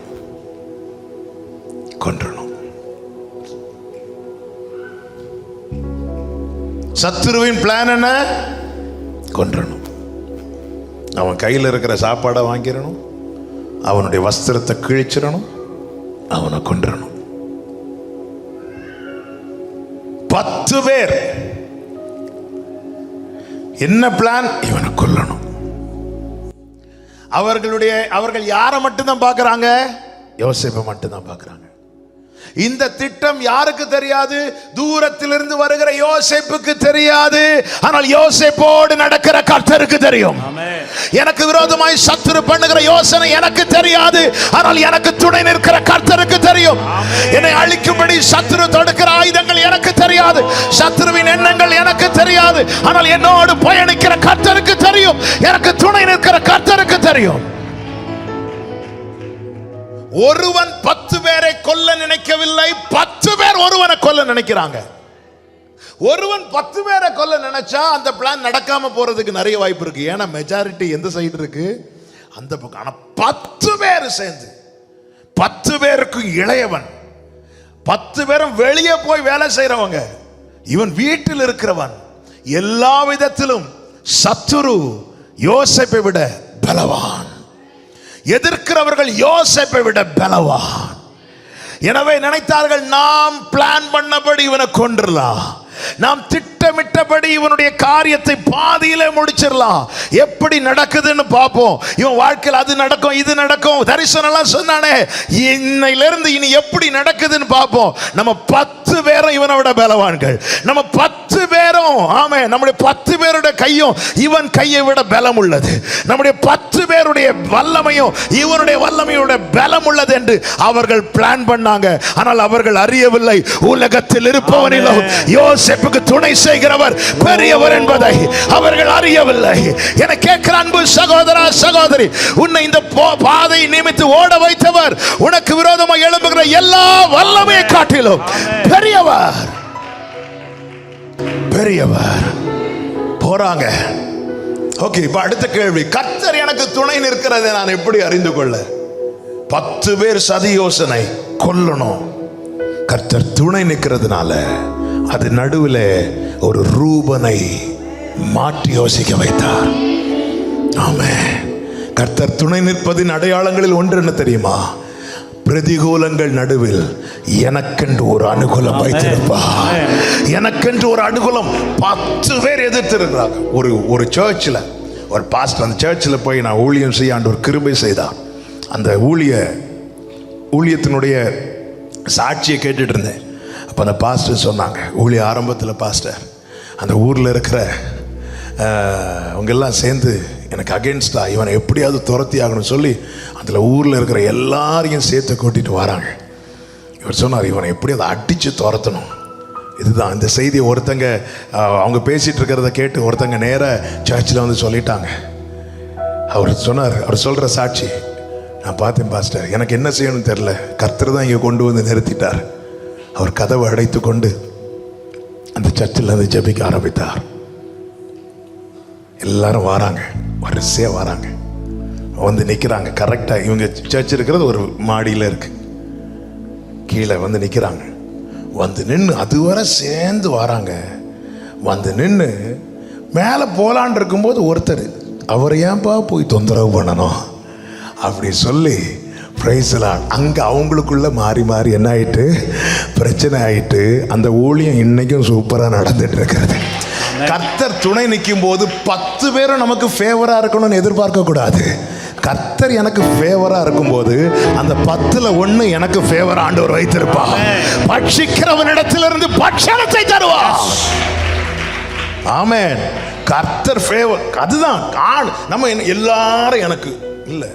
சங்கீதக்காரன் சொல்லுகிறான், ஆமென், தேனீக்களை போல என்னை வளைந்து கொண்டார்கள். எனக்கு அனுகூலம் பண்ணுகிறவர்கள் நடுவில் கர்த்தரின் பட்சத்தில் இருக்கிறார். கர்த்தர் என் கூட இருக்கிறாருன்னா நான் போற இடத்துல எல்லா அதிகாரிகளும் என்னை முறைச்சி பார்த்தாலும் அதுல ஒரு அதிகாரி கண்ணில் எனக்கு தயவு கிடைக்க பண்ணுவான். எல்லாரும் எனக்கு நோ சொன்னாலும், ஒரு காரியத்துக்காக ஒரு ஆபீஸ் போறோம், எல்லாரும் நோ சொன்னாலும் அதுல ஒருத்தங்க என்ன கூப்பிட்டு வாங்க சார் கூப்பிட்டு செய்ய வைப்பார். கர்த்தர் அனுகூலம், கர்த்தர் கூட இருக்கும்போது 10 பேரும் எனக்கு ஃபேவரா இருக்கணும்னு சொல்லிட்டு நம்முடைய ஜெபம் எல்லாமே வித்தியாசமா இருக்கு. அப்படி அல்ல, நீங்க எனக்கு ஃபேவரா இருக்கிறீங்க ஆண்டவர், எனக்கு அது போதும். நீங்க எனக்கு ஃபேவரா இருக்கிறீங்க. ஆண்டவர் நல்லவருங்க. அவன் அவங்க 10 பேரோட யோசனை என்ன? இவனை கொல்லணும். ஆனா முடியாது. நான் இப்படி சொல்ல விரும்புகிறேன், எத்தனை முறை சாத்தான் உன்னை வீழ்த்த நினைத்தான், உன் கதையை முடிக்க சதி யோசனை பண்ணியும் ஏன் நீ இன்று வாழ்ந்து கொண்டிருக்கிறாய் தெரியுமா? தரிசனம் இன்னும் நிறைவேற வேண்டி இருக்கிறது. குறித்த காலத்துக்கு என்று தரிசனம் வைக்கப்பட்டிருக்கிறது. கைகளை தட்டி ஆண்டவருக்கு மகிமை. குறித்த காலத்துக்கு தரிசனம் வைக்கப்பட்டிருக்கிறது. ஆமென். இப்போ பிளான்லாம் மாறுது. காரணம், ஒருத்தர் ஃபேவர் பண்ண ஆரம்பிச்சிட்டான். ரூபனுடைய ஆசை என்ன? அப்பா கிட்ட எப்படியாவது கொண்டு போயிடணும். அந்த ஆசை நடக்காது ரூபன், அந்த ஆசை நடக்காது. ரூபனுடைய ஆசை நல்ல ஆசையா கெட்ட ஆசையா? நப்பாசையா? என்னது? நல்ல ஆசை இல்ல, அந்த ஆசை நடக்காது. எது தேவையோ அது நடப்பிக்க தான் தேவன் கூட இருக்கிறார். நம்முடைய ஆசையெல்லாம் நடப்பிக்கிறதுக்கு அல்ல. சரி, யோசேப்புடைய ஆசை என்ன? யோசேப்புடைய ஆசை எதுவா இருந்திருக்கும்? சீக்கிரம் இந்த மீட்டிங் முடியணும்னா எப்படியாவது அப்பா கிட்ட போகணும். அந்த ஆசையும் நடக்காது. நம்ம கூட நம்ம நேசிக்கிறவங்க கொஞ்சம் பேர் இருப்பாங்க. அவங்களுக்கு நம்மை குறித்து சில ஆசைகள் இருக்கும். எங்க அப்படி இருக்கணும், இப்படி இருக்கணும். நடக்காது. கூட இருக்கிறது ஆமென். நான் பிறக்கும் முன்னமே என்னை குறித்து ஒரு திட்டத்தை வைத்திருக்கிறேன். ரூபன் ஆண்டவர் வச்சிருந்தார். யோசேப்பு வாழ்க்கையில ரூபனுக்கு ஒரு ரோல் இருந்துச்சு. என்ன ரோல்? இவன் காக்கப்படணும். குழியில என்ன சொன்னாங்க? குழியில தூக்கி போட்டுடலாம். ரூபன் என்ன பிளான் என்னன்னா, மூத்தவன், அதனால கொஞ்சம் கழிச்சு எல்லாம் கோபத்தை தணிவாங்க, நம்ம தம்பியை தூக்கிட்டு திருப்பி வீட்டுக்கு போயிடலாம். ஆனா ரூபன் அந்த இடத்துல இருந்திருப்பான், ஆனால் இதுதான் நடந்திருக்கும். எனவே ரூபனுடைய ரோல் முடிஞ்சதும் ரூபன் அங்கிருந்து மாத்திட்டார். நீங்க படிச்சீங்கன்னா தெரியும், ரூபன் அங்க இல்ல. இஸ்மவேலருக்கு யோசேப்பு விற்கப்படும் போது ரூபன் அங்கே இல்லை. ரூபன் அங்கே இருந்திருந்தால் அவன் சம்மதித்திருக்க மாட்டான். அவன் அப்படி நிச்சயமா, ஏன்னா மூத்தவன் இல்ல, அண்ணன் இல்ல, சொன்ன கேட்டுதான் ஆகணும். அவனுடைய யோசனைக்கு எல்லாரும் கொல்லணும்னு நினைச்சப்போ ரூபன் முடியாதுப்பா, அவனை தூக்கி கிணத்துல போடணும். அத்தனை பேரும் 9 பேரும் சரண்டர் ஆயிட்டாங்க, மூத்தவர் சொல்லிட்டாருன்னு சொல்லிட்டு. அப்போ அந்த இடத்துல ரூபனுடைய எண்ணம் என்ன? இவனை எப்படியாவது அப்பா கிட்ட கொண்டு போகணும். அப்போ ரூபன் அந்த இடத்துல இருந்திருப்பான்னா மீண்டும் அவனை தகப்பன் இடத்துல கொண்டு போயிருப்பாங்க. ரூபனுக்கு ரோல் முடிஞ்சது, ரூபன் இல்ல. இதைதான் நான் சொன்னேன், எல்லாருக்கும் எப்பொழுது நம்மோடு இருக்க தேவன் அனுமதிக்க மாட்டார். தேவ திட்டம் நிறைவேற்ற தேவனே கூட இருப்பார். ரூபனுக்கு ரோல் முடிஞ்சிட்டு சொல்லிட்டு இப்ப ரூபன் போயிட்டார். ரூபன் எங்க போனார்னு தெரியல. திருப்பி அவன் வந்து பார்க்கும்போது யோசேப்பு இல்ல. அப்ப ரூபன் இஸ்மவேலருக்கு யோசேப்பு விற்கப்படும் போது ரூபன் அங்கே இல்ல. ரூபனுக்கு ரோல் முடிஞ்சது ஆண்டவர் மாத்திட்டார். சிலரை கூட இருந்துட்டு ஆண்டவர் சிலரை ஒதுக்குவார். இந்த பாதையில ரூபனுடைய ரோல் முடிஞ்சிட்டு அடுத்து யூதா. 9 பேர். ரூபன் அல்ல, அடுத்து 9 பேர். இந்த 9 பேருக்கும் யோசேப்பை கொல்லணும். அது நடுவில் இருக்கும்போது தான் அனுகூலம் பண்ணுகிற ஒரு கர்த்தருங்க. ஒருவேளை யோசேப்பு நினைச்சிருப்பான், அண்ணன் ரூபன் மட்டும் இருந்திருந்தா, அந்த ரூபன் அண்ணன் மட்டும் இருந்திருந்தா. இல்லப்பா, இது நடுவில் நான் உனக்கு அனுகூலம் பண்ண ஒரு யூதாவை வச்சிருக்கிறேன். ஹல்லேலூயா. எனக்கு அனுகூலம் பண்ணுகிறவர்கள் நடுவில் கர்த்தரின் பட்சத்தில் இருக்கிறார். ஆமென் சொல்லுங்க பார்க்கலாம். ஆமென். நம்முடைய வாழ்க்கையில ஒவ்வொருவருக்கும் ஒரு ரோல் வைத்திருக்கிறார். ஒவ்வொருவருக்கும் ஒரு ரோல் வைத்திருக்கிறாருங்க. அந்த டைமுக்கு இருப்பாங்க. அதுக்கப்புறம்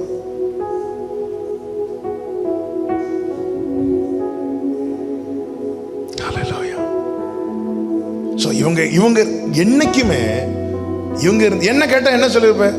எங்க அப்பா இருந்திருக்கலாம். என்ன கேட்டா நான் சொல்லுவேன். என்ன ஆசை? நான் என்னுடைய ஜெபமே என்ன தெரியுமா? இப்போ எங்க அப்பா இல்லாததுனால சொல்றேன், ஆண்டவரே என் திருமணம், என் பிள்ளைக்கு திருமணம், என் பிள்ளையின் பிள்ளையுடைய திருமணத்தை யார் நடத்தணும்? எங்க அப்பா நடத்தணும். அதன் அர்த்தம் என்ன? அவங்க இருக்கணும் ஆண்டவரே. இல்ல, என் வாழ்க்கையில் அவங்க ரோல் முடிஞ்சிச்சு. 2008 என் தகப்பனார் ஒரு பெரிய மரணப்படுக்கையில் இருந்தார். அன்னைக்கு தேவன் ஜீவனை கொடுத்து காத்தார். என் வாழ்க்கையில் அவங்க ரோல் முடிஞ்சிட்டு. என்ன அவங்க ரோல்? லாஸ்ட் 1 இயர் என்னை ஃப்ரெண்ட்ல நின்று பேச விட்டுட்டு பின்னாடி என்ன சேர் இருக்குல்ல, அதில் போட்டு இப்படி உட்காந்துருப்பாங்க. அவங்க டைம் முடிஞ்சிட்டு, அவங்க ரோல் முடிஞ்சிட்டு. ஆண்டவர் எடுத்துட்டு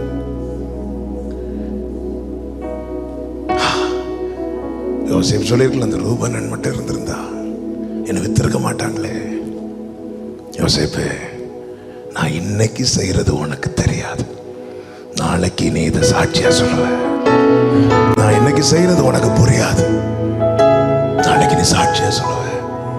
இன்னைக்குள்ள செய்தி நான் சொல்ல வேண்டிய பாயிண்ட் இதுதான் மெயின். நம்ம லைஃப்ல நம்மளை ஓட வைக்கிறவர் நமக்கு அனுகூலம் பண்றதுக்கு ஒவ்வொருத்தரை வைப்பார். அதே வேளையில அவங்க ரோல் வரைக்கும் தான்.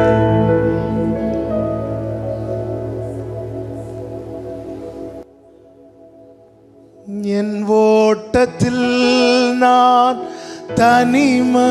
அப்படியே கைகளை உயர்த்தி, நேசித்தவர் என்னை வெறுக்கவில்லை. நான் தனிமையில் நேசித்தவர் என்னை வெறுக்கவில்லை. ஆமென். தகப்பன் வீட்டில் கொண்டு சேர்த்திடுவார். தகப்பன் வீட்டில் கொண்டு சேர்த்திடுவார். நம்புவே நம்புவே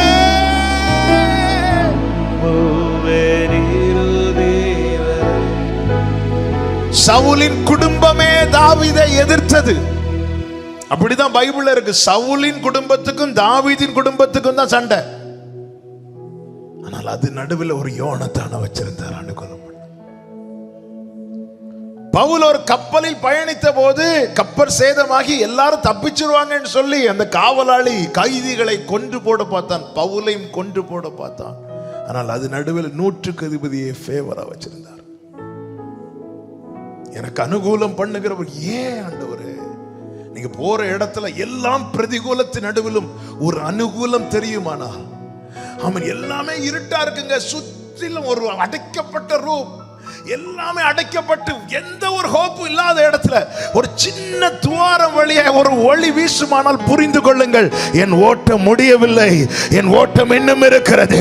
எனக்கு அனுகூலம் பண்ணுகிறவர்கள் நடுவிலே கர்த்தர் என் பட்சத்தில் இருக்கிறார்.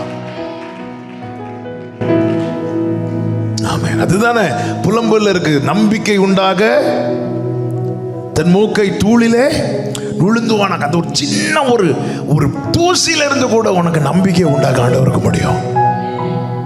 மணலை பாருன்ட்டார், மண்ணை காட்டி கொடுத்துட்டாரு. இல்ல நம்பிக்கைக்கு இடமே இல்லையா? நம்பிக்கைக்கு இடம் உண்டாக புலம்புல இருக்கு, 3ல இருக்கு. ஒரு சின்ன ஒரு தூசினா எவ்வளவு தாங்க இருக்கு? ஒரு சின்ன பொட்டு இல்ல, சின்ன டாட். அது அடையாளம்பா. ஒரு சின்ன ஹோப் இருக்கு. 99.9% எனக்கு நம்பிக்கை இல்லை. ஆனா 0.1% அந்த நம்பிக்கை என்னும் தீபம் அப்படியே அங்கே அசையுது, ஆனாலும் எரியுது. இந்த அனுகூலம் எதை காட்டுது தெரியுமா? யோசேப்பே, நீ சாக கூடாதுன்னு தான்ப்பா இந்த கிணத்தையே நான் ட்ரை ஆக்கி வச்சிருந்தேன். ஹல்லேலூயா. தண்ணீர் இல்லாத குழி. தண்ணீர் இல்லாத குழி எப்படி உண்டாச்சு? சகோதரர்கள்லாம் தண்ணீர் எல்லாம் எடுத்து வெளியே ஊத்திட்டு அப்படியா? இல்ல, சகோதரருக்கு கோபத்துக்கு தண்ணீர் மட்டும் இருந்தா அதுலயே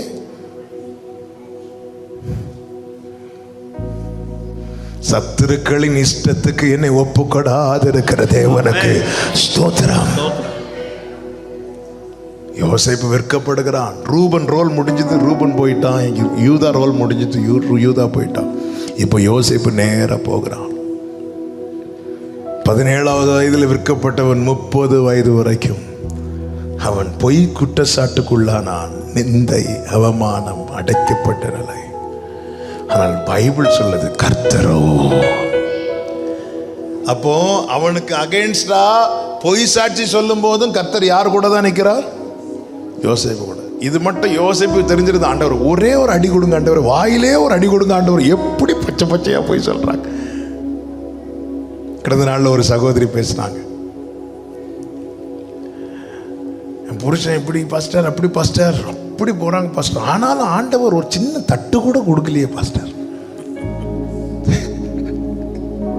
அப்படி போய் ஒரு சின்ன கால் முறிஞ்சா கூட பரவாயில்ல ஆண்டவரேன்னு ஜெபம் பண்ணாலும்.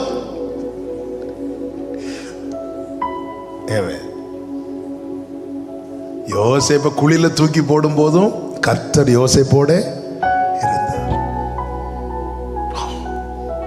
யோசேப்புக்கு 20 வெள்ளிக்காசு நிர்ணயித்த போதும் கர்த்தர் யோசேப்போட இருந்தார்.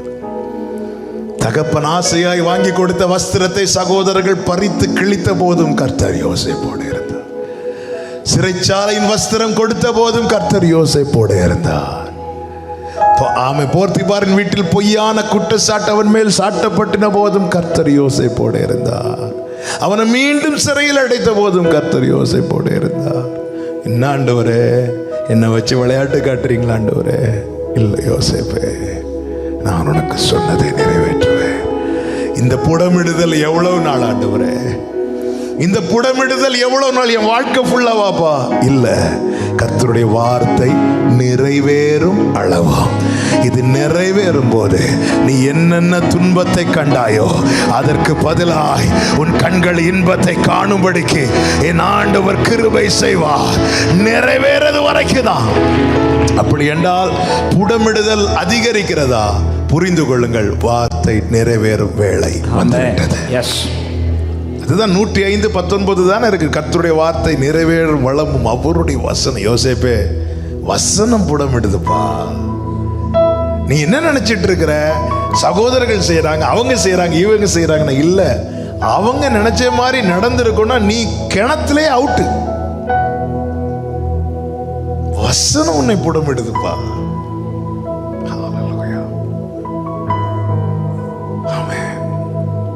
Thank you, Father. எதிரியானவன் திட்டம் நிறைவேறக்கூடாதபடிக்கு பயங்கரமா செயல்பட்டான். கர்த்தர் திட்டம் நிறைவேற வேண்டும் என்பதற்காக கூடவே இருக்கிறார். ஆமென். அவன் செயல்பட்டு எதிரி தோற்ற போது தோற்றுவிட்டான். கடைசி கிளைமேக்ஸ்ல என்ன? இவன் அதிபதியா உட்கார்ந்து இருக்கிறான். அவன் கண்டது போல சொப்பனம் நிறைவேறினது. அப்பொழுதுதான் சொல்லுகிறான், நீங்கள் என்னை விட்டு போடவில்லை, கர்த்தர் என்னை அனுப்பினார். என கேட்கிற ஒவ்வொருவருக்கும் இந்த வார்த்தைகளை சொல்லி நாம் இப்போ ஜெபிக்க போகிறோம். ஒன்றை புரிந்து கொள்ளுங்கள், நம்ம வாழ்க்கையில யாரும் எப்போ நம்ம கூட இருக்க மாட்டாங்க. ஒவ்வொருத்தருக்கும் ஒரு ரோல் இருக்கிறது. ஆனால் கடைசி வரை நம்மோடு இருந்து நம்மை நடத்துகிறவர் நம் ஆண்டவராகிய இயேசு கிறிஸ்து மட்டுமே. எனவே யாராவது எதிர்த்து பேசினாலோ பொய்யான குற்றச்சாட்டு காட்டினாலும் பாருங்க, அந்த ரூபனுடைய ஆசை பையனை திருப்பி கொண்டு போயிடணும். ஆனால் அந்த ஆசை நடக்க தேவன் அனுமதிக்கவில்லை. நம்முடைய சில ஆசை விருப்பங்களை கூட தேவன் அனுமதிக்காத காரணம் என்ன தெரியுமா? சில சொல்லுவாங்க, இவங்க மட்டும் இருந்திருந்தா இப்ப இருந்திருக்கணும், இப்ப இருந்திருந்தா எங்க நிலைமையே வேற, அப்படி வேற ஆயிடக்கூடாதுன்னு தான் ஆண்டவர் அப்படி கொஞ்சம் கொஞ்சமா அப்படி இல்லை. அவர் இருக்கிறார் எப்பொழுதும் துணை அவரே, என்னாலும் நடத்துபவர் அவரே. ஆண்டவர் இதுவரை கொண்டு வந்துட்டாரா? பலப்படுத்துவார், நிறைவேற்றுவார், பாதுகாப்பார், பலப்படுத்துவார், நிறைவேற்றுவார். எங்கே கொண்டு போகும் வரை அவர் கூட இருப்பார் தெரியுமா? பரமராஜ்யத்தை அடையும் வரைக்கும். நல்ல கரங்களை தட்டி தேங்க்யூ ஃபாதர். யோசேப்பு எகிப்துக்கு போனான். தேவன் குறித்த நாளிலே தேவன் அவனை உயர்த்தி வைத்தார். யாரும் என் கூட இல்லை, எல்லாரும் கைவிட்டாங்க, கர்த்தரோ எனக்கு துணை நின்றார். எல்லாரும் கண்களை மூடி ஆமென் தேங்க்யூ ஃபாதர். அப்படியே ஒரு 2 நிமிஷம் முழங்கால் போட முடிஞ்சா முழங்கால் போட. இந்த ஒரு பாடலை யாக்கோபின் தேவன். Thank you father. நீங்க என்னென்ன பாதையில நடக்கிறீங்கன்னு உங்களுக்கு ஆண்டவருக்கு தான் தெரியும்.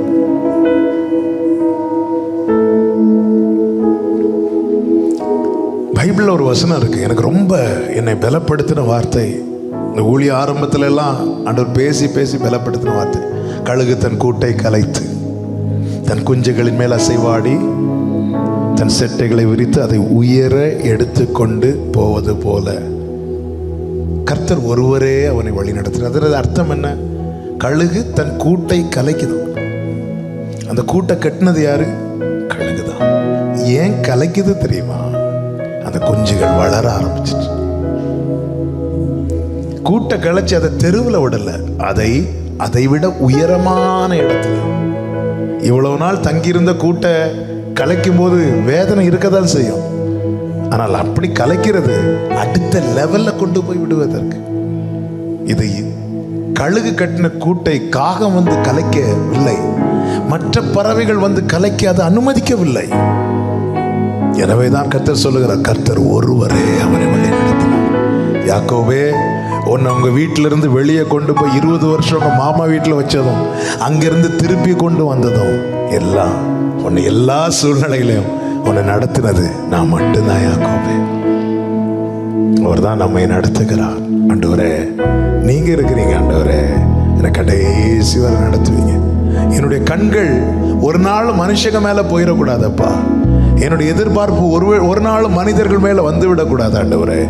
உண்மையே நம்பி உண்மையே நோக்கி ஆண்டவரே, நீர் எனக்கு தந்த உறவுகளுக்காய் ஸ்தோத்திரம், நீர் எனக்கு தந்த நண்பர்களுக்காய் ஸ்தோத்திரம், நீர் எனக்கு தந்த குடும்பத்துக்காய் ஸ்தோத்திரம்.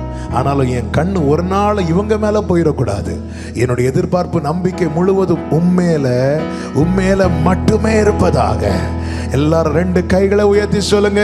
ஏதும் இல்லை என்ற கவலை, ஓ துணையாளர் விட்டு விலகவில்லை. க்ளோரி ஏதும் இல்லை என்ற கவலை இல்லை. ஆமென். துணையாளர் என்னை விட்டு விலகவில்லை, சொன்னதை செய்திடும் தகப்பன் அவர், சொன்னதை செய்திடும் தகப்பன் அவர்.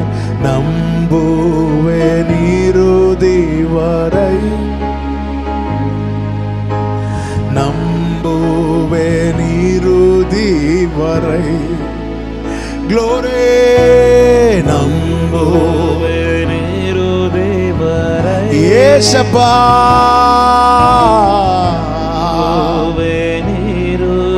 அப்படியே கைகளை உயர்த்தி சொல்லுங்க. என் ஓட்டத்தில் நான் தனிமை இல்லை, என் ஓட்டத்தில் நான் தனிமை இல்லை.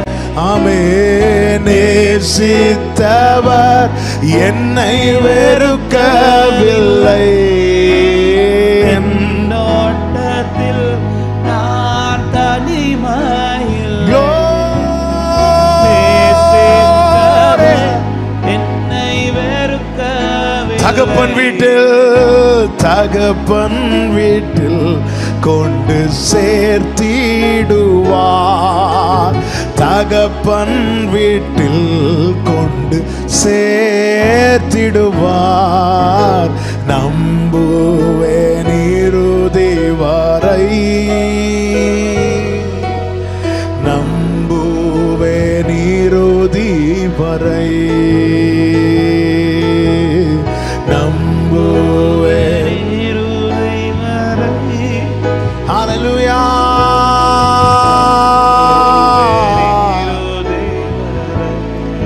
ஒரே ஒரு வார்த்தையை கூட சொல்லி நான் அப்படியே ஜெபிக்கிறேன். யாக்கோபு தன்னுடைய கடைசி நாட்களிலே பிள்ளைகள் எல்லாம் தன் பக்கத்தில் அழைக்கிறான். 12 பிள்ளைகளும் யாக்கோபை சூழ்ந்திருக்கும் போது ஒவ்வொருத்தரையா ஒவ்வொன்றாய் சொல்லி பிளஸ் பண்றான். பிளஸ் பண்ணிட்டு அவன் இன்னும் கொஞ்ச நேரத்தில் யாக்கோபு கண்ணு மூட போறாப்புல. யோசேப்பை பக்கத்தில் அழைத்து என்ன சொன்னார் தெரியுமா? ஆதியாகமம் 49:25 கவனிங்க. உன் தகப்பனுடைய தேவனாலே அப்படி ஆயிற்று, அவர் உனக்கு துணை இருப்பார், அவர் உனக்கு துணையா இருப்பார். அதன் அர்த்தம் என்ன? யோசேப்பே, உன் கடைசி வரை எனக்கு இருக்கணும்னு ஆசைப்பா. இல்ல, எனக்கு முடியாது, நான் இன்னும் கொஞ்ச நேரத்தில் கண்ணு மூட போறேன். ஆனா உனக்கு நான் ஒரு காரியத்தை கேரண்டி. என்ன? எங்க அப்பா ஈசாக்கு அவருடைய கடைசி வரை தான் என் கூட இருந்தார். ஆனால் ஈசாக்கின் தேவன் என் கடைசி வரை என் கூட இருக்கிறார். அதே போல எனக்கு யோசேப்பே என் கடைசி வரை தான் உன் கூட இருக்க முடியும். ஆனால் என்னுடைய தேவன் உன் கடைசி வர, உன் தலைமுறையின் கடைசி வர, அடுத்தடுத்த தலைமுறைக்கும் அவர் உனக்கு துணையா இருப்பார். ஒரு தகப்பன் தன் பிள்ளைக்கு கொடுக்கிற நம்பிக்கை இதுதான். அவர் உனக்கு துணையா இருப்பார். ஆமென். அவர் உனக்கு துணையா இருப்பார்.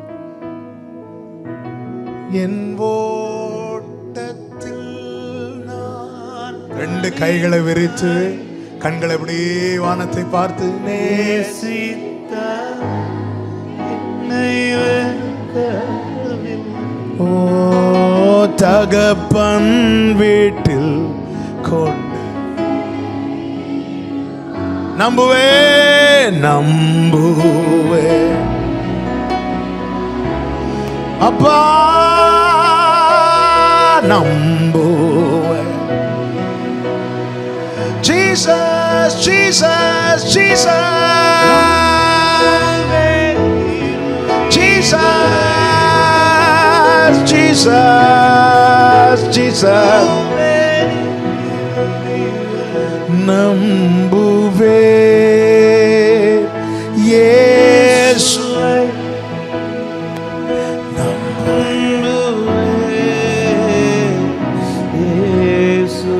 நம்புவே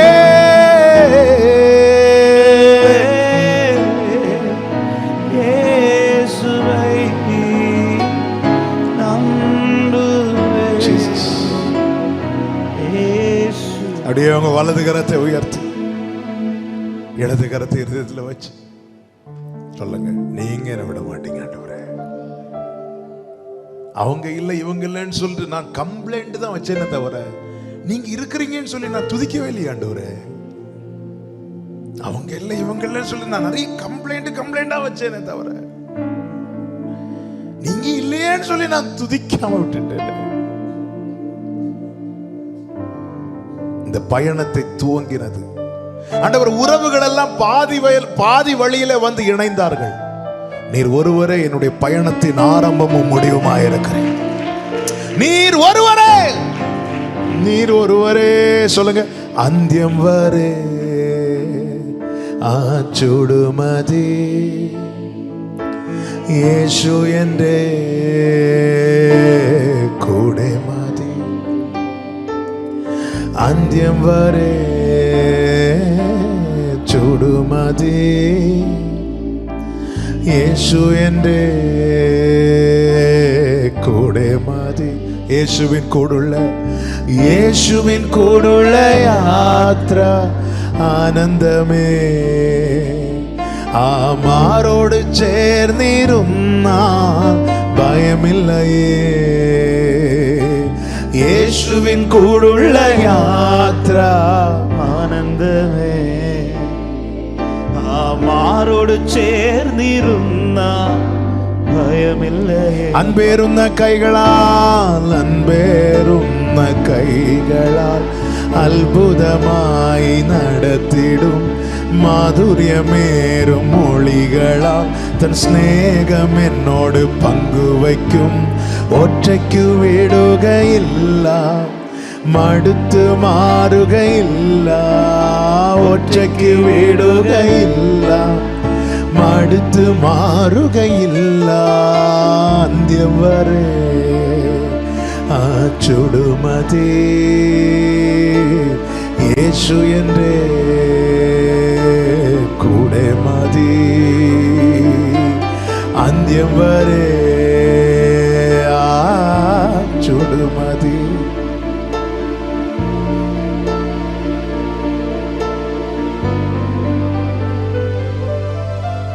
இதோ உலகத்தின் முடிவு பரியந்தம் சகல நாட்களிலும் உங்களோடு இருக்கிறேன் என்று வாக்குரைத்தவரே, எங்களோடு இருப்பவரே உமக்கு ஸ்தோத்திரம்.